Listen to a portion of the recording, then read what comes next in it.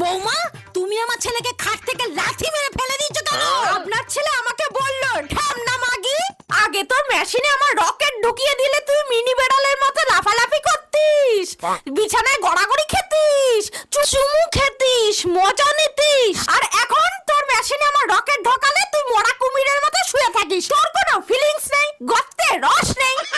বৌমা, আমার ছেলে এত আজে বাজে কথা বলে আগে তো জানতাম না, আমার একদম বিশ্বাস হচ্ছে না।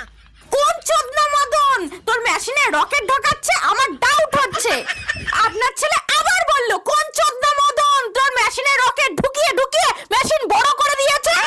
তোর ডবল এক্সেল মেশিনে আমার রকেট ঢলঢলে লুঙ্গি পরা বাচ্চা ছেলের মতো কাজ করতে পারছে না।